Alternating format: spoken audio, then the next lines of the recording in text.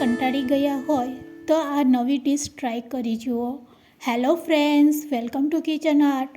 ના પલાળવું, ના પીસવું, ના વણવાની ઝંઝટ, ઝટપટ બની જાય છે જો તમારા ઘરમાં મમરા હોય તો. આજે એકદમ યુનિક નાસ્તો બનાવીશું જે ફક્ત 5 મિનિટમાં તૈયાર થઈ જાય છે અને બાળકોને તો ખૂબ જ ભાવશે. પેટ ભરીને ખાઈ શકશો. વળી શાક રોટલી બનાવવાની પણ જરૂર નહીં પડશે. રેસીપી સારી લાગે તો લાઇક અને શેર કરજો. મારી ચેનલ ઉપર નવા હોય અને મારી ચેનલને હજુ સબસ્ક્રાઈબ ન કરેલ હોય તો સબસ્ક્રાઈબ કરી બાજુનું બેલ બટન દબાવવાનું ભૂલશો નહીં, જેથી કરીને તમને મારા નવા વિડીયોનું નોટિફિકેશન મળતું રહે. તો ચોક્કસ માપ માટે આપણે 1 કપ અથવા તો વાટકી પસંદ કરવાની છે. તો અહીંયા મેં 1 વાટકી જેટલું પાણી લીધેલું છે. તેની સામે આપણે 2 ચમચી તેમાં ચણાનો લોટ નાખશું અને અડધી વાટકી રવો એડ કરશું. રવો અહીંયા આપણે ઝીણો લેવાનો છે. જો જાડો રવો હોય તો મિક્સરમાં ગ્રાઇન્ડ કરીને તમારે લેવાનો. હવે થોડાક આપણે અજમા અને જીરું એડ કરશું. તો અજમાને આપણે ક્રશ કરીને નાખશું એટલે એક સરસ ફ્લેવર આવે અને પચવામાં પણ નાસ્તો હળવો રહેશે. નાસ્તો યુનિક અને નવો લાગતો હોય તો એક લાઇક જરૂરથી આપજો.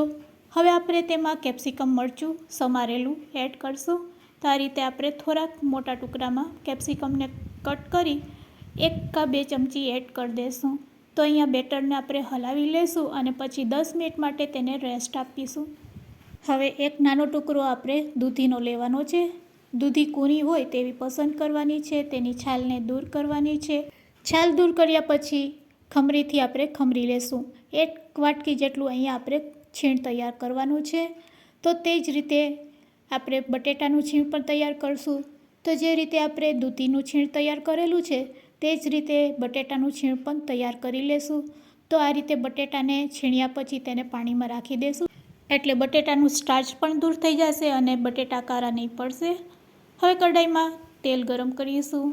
2 ચમચી જેટલું તેલ લેવાનું છે. તેલ સારું એવું ગરમ થઈ જાય એટલે 1 ચમચી ચણાની દાળ, 1 ચમચી અડદની દાળ હાઈ ફ્લેમ ઉપર તેને સાતરી લેશું. અહીંયા દાળનો કલર બિલકુલ ચેન્જ નથી કરવાનો. સતત હલાવશું એટલે દાળ એકદમ સરસ પાકી જશે અને ખાતી વખતે કડવાશ પણ નહીં લાગશે. સાથે તેમાં રાઈ આપણે એડ કરવાની છે. અડધી ચમચી રાઈ ફૂટી જાય એટલે તરત જ તેમાં લીમડાના પાન એડ કરવાના છે. લીમડાના પાન સાથે તેમાં 1 મીડિયમ સાઇઝનું સમારેલું તીખું મરચું એડ કરી દઈશું. જો બાળકો માટે બનાવતા હોય તો મરચું તમે સ્કીપ કરી શકો છો. હવે થોડાક આપણે વેજીટેબલ્સ એડ કરશું. ઘરમાં જે વેજીટેબલ્સ હોય તેનો ઉપયોગ તમે કરી શકો છો. તો અહીંયા મેં સમારેલી મીડિયમ સાઇઝની ડુંગળી એડ કરેલી છે. ડુંગળી એડ કર્યા પછી છીણેલી દૂધી અને છીણેલું બટેટું બંને વસ્તુ આપણે એડ કરી દઈશું અને સાથે એડ કરશું ચીલી ફ્લેક્સ.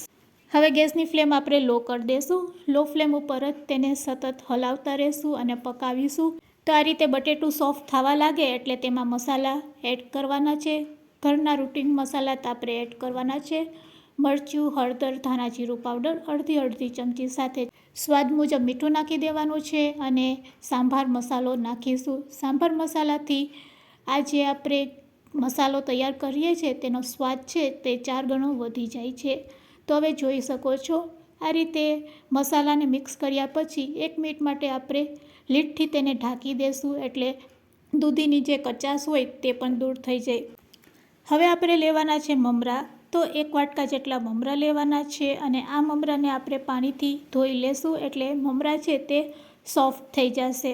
તો મમરાને પાણીમાં વધારે સમય રાખવાના નથી. બસ અહીંયા મમરા વાટકામાં લઈ તેમાં પાણી એડ કરવાનું છે અને હાથેથી આ રીતે મિક્સ કરીને તરત જ આપણે કાઢી લેશું. મમરા જેવા સોફ્ટ થાય એટલે તરત જ આપણે વાટકામાં કાઢવાના છે અને મમરાને વાટકામાં કાઢ્યા પછી આ મમરાને આપણે જે તૈયાર કરેલો મસાલો છે તેમાં આપણે એડ કરવાનો છે. તો અહીંયા આપણો મસાલો પણ સરસ કૂક થઈ ગયો છે. લીડથી ઢાંકીને તમે કૂક કરશો એટલે ફટાફટ તમારો મસાલો પણ તૈયાર થઈ જાય છે. પ્રોસેસ લાંબી લાગે છે પણ તમે જ્યારે બનાવશો ત્યારે તમને ખૂબ જ ઇઝી લાગશે.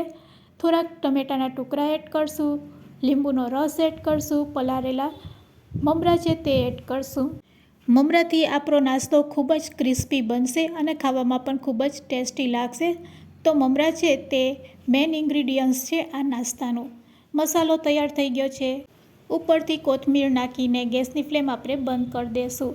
આ મસાલો એકવાર તમે ચાખી લેશો તો મસાલો તમારો ત્યાં ને ત્યાં જ પૂરો થઈ જશે.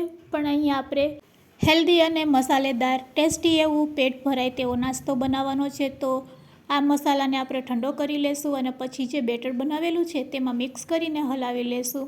તો અહીંયા આપણું સરસ મજાનું એક હેલ્ધી બેટર તૈયાર છે. બસ ગેસની ફ્લેમ ચાલુ કરવાની છે અને કોઈ પણ જાતની ઝંઝટ વગર વઘારિયામાં આ નાસ્તો બનાવીશું.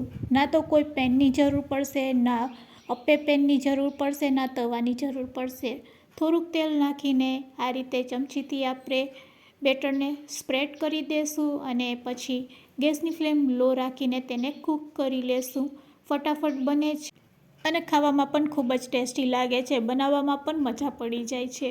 થોડીક કોથમરી નાખીને એક બાજુ તે ફ્રાય થઈ જાય એટલે તેને પલટાવી લેશું અને પછી બીજી બાજુ પણ તેને શેકી લેશું. તો આ રીતે આપણે બંને બાજુ તેને સારી રીતે શેકી લેશું.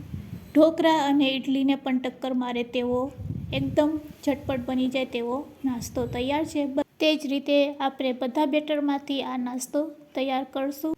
તો મસાલેદાર અને પૌષ્ટિક એવો હેલ્ધી નાસ્તો તૈયાર છે. તો ફ્રેન્ડ્સ, આજની આ રેસીપી તમને કેવી લાગી તે મને કોમેન્ટમાં જરૂરથી કહેજો. રેસીપી સારી લાગી હોય તો લાઇક જરૂરથી આપજો અને હા, તમારા ફ્રેન્ડ્સ, મિત્ર અને ગ્રુપમાં શેર કરવાનું ભૂલતા નહીં. મારી ચેનલ ઉપર નવા હોય તો મારી ચેનલને સબસ્ક્રાઈબ જરૂરથી કરી લેજો. Thanks for watching. ફરી મળીશું એક નવી રેસીપી સાથે.